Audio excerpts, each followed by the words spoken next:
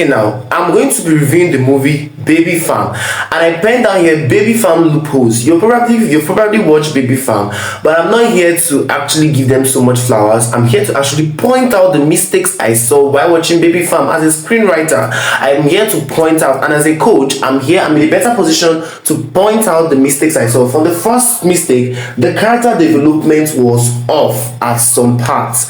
Now, for every screenwriter, every novel writer, every web novelist, you need to be able to understand character development.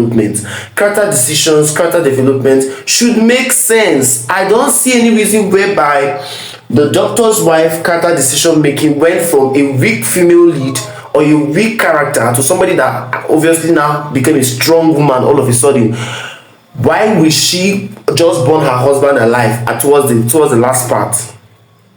She set the whole hospital on fire. Why was that scene there? Because that scene did not do well for her character. She started off the character as the movie as a very weak character. Even when the husband slapped her at some point in the movie, she did not retaliate. She was a very weak character. She was very emotional. She did not retaliate. She has always respected her husband. So what was the spike? What was the moment of the she now being able to take decision immediately and set her husband ablaze? Considering the fact that she's a very loving wife, or she's a very understanding wife, the character development then was off.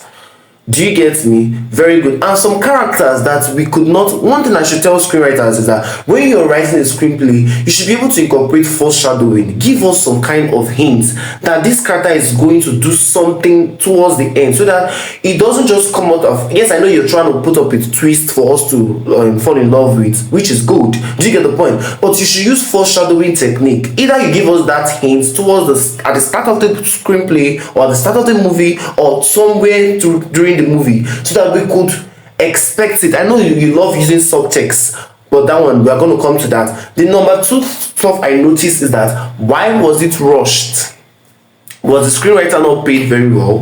What happened? The producers need to tell us why was it rushed, because I'm going to tag the three of them. I'm going to tag the three. If everybody involved in this production will be tagged. Do you get the point? We need to know why was it rushed. Was the screenwriter not paid very well? What happened? Why was it rushed? Why did they see the need for them to rush the movie towards the episode, the last two episodes? What was that? What was that? You should be able to keep your viewers at the edge of their seats and make us long for it. I was ready to invest my money to even go and get the season 2. But I was so heartbreaking when I found out that they just stopped it.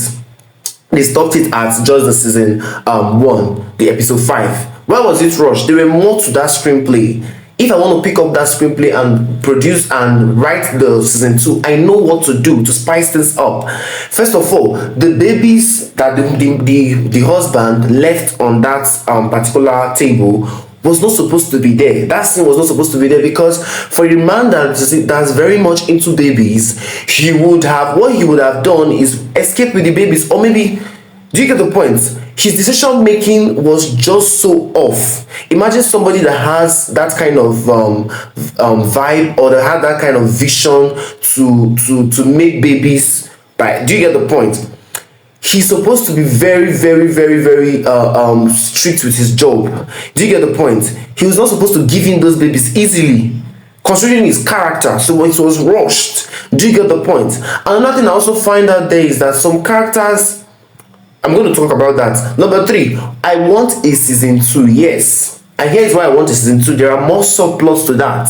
Okay, let's say I want to write the season 2 of that movie. I'm going to make it such a way that maybe the husband wasn't burnt in that fire. He's going to survive the fire. Then I'm going to also make sure that I do not give Adana her babies, because that was the highlight for me in that movie. Do you get the point? As long as he released that babies, those twins, to Adana, there is nothing viewers are rooting for again. We're rooting for Adana. We loved her character. We wanted to see her get her babies. We wanted to see her finally get happiness, finally get joy as a mother. Do you get the point? But now the screenwriters did not come through, because it was just all over the place. If they ended that particular if they, I didn't mean they stopped it where she was still trying to get her babies, we the viewers will be interested to even watch the season 2 if it's out, because we are like, oh my god, what happened to Adana babies? We need to know, how is Adana faring, what later happened? But there was no suspense. Everything, the cliffhanger was just so bad. Even if the season 2 comes out now, nobody will want to even watch, because Adana is now with her babies. So why do we want to watch? Make us want to watch. So that place actually sucked. The ending was a mess, guys. The ending was a mess, and I feel the screenwriter should do better. The ending was actually a mess, and I'm not going to come here to sugarcoat anything. The screenwriters, I need to see them, because the ending of that movie was a mess. How can a movie with so much potential, with so much relatability, with so much plot, the plot was so good, out of this world, and all of a sudden you wanted to rush it. You would have made a lot of money. The producers would have made a lot of money from this movie. They would have made a lot of money from this movie, stretch it even down to the season 3, if they know what they are doing.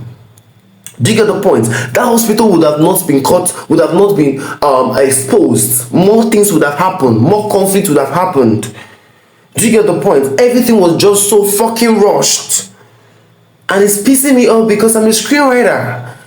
Do you get the point? So I want to hear your comments in the comment section. I want to drop your comments in the comment section about this particular movie. Did I do justice to it? Do you agree with me? Do you disagree with me? Or I'm just capping rubbish? Let me know in the comment section, and I'll see you in the next one. Don't forget to like and subscribe or join the family. Follow me for more, and I'll see you when I see you again. See you in the next one. Straw.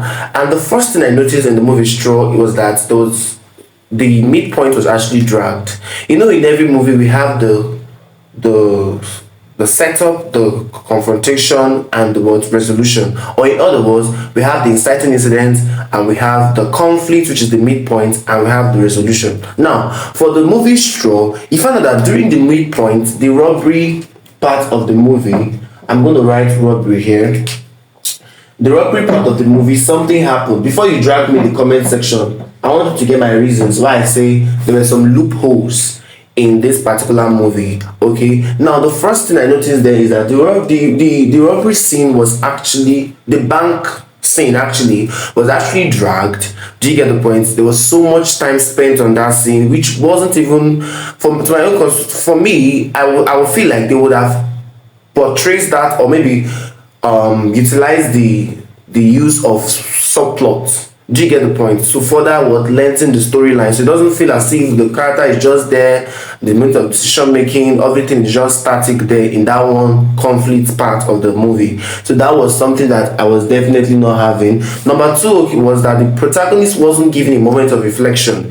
Everybody in this planet Earth needs a moment of reflection. You cannot be going from one conflict to another conflict to another conflict. Yes, we know every screenplay needs conflict, but in this case there was too much conflict going on.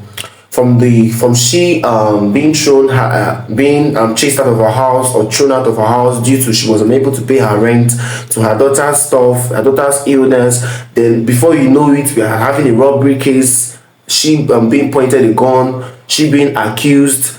So many things were just happening. There were too much external conflicts happening. Now, one thing I love about when you're writing a screenplay, you're writing a novel, whatever thing you're writing, you need to be able to balance conflict and resolution. You need to be able to balance conflict and payoffs. You need to be able to balance conflict between a character, even in life. Things just don't happen immediately. You need to be able to know, okay, this character went from this point, or is undergoing this particular conflict. Give them a moment of reflection to think, ponder, make decisions. Do you get the point? Don't just choke them with conflict, because you know that conflict is going to keep the viewers invested. No, you don't want to do that. So the screenwriter should obviously look into that. Okay, there should be a moment of reflection for characters to fall back and think, because in life, sometimes like this, you just stay in your quiet moment, or you're thinking. That's a moment of reflection. Do you get the point? The next one is not enough subplot. Yes, the emotions. Yes, the emotions were there. I could relate to it. The character came through. She played her role. She gave us the emotions. I saw it in her. I vouched for her. I rooted for her. I was actually expecting her to grow and everything. To do you get the point? I loved her character. She played it very well. Now it was relatable. Being the fact that we could relate to it as Nigerians. Do you get the point? But these are the loopholes I was able to find out. No enough subplot. That storyline had potential to add up a lot of potential to make it more rich. Do you get the point? To make it richer. Do you get the point? So that's just my view on the movie Straw. But in any way, it's a good watch. You can check it out on Netflix and tell me what you think about it in the comment section, and I'll be so willing to actually hear from you. Now before you go, I want to also talk about Baby Farm. Now Baby Farm it blew so much mess, and I'm going to talk about that in my next video. So if you know you have not followed me, kindly follow me, because I review movies and I also talk about novel writing, screenplays, and everything. That I have a YouTube channel too. You can connect with me there. So see you there.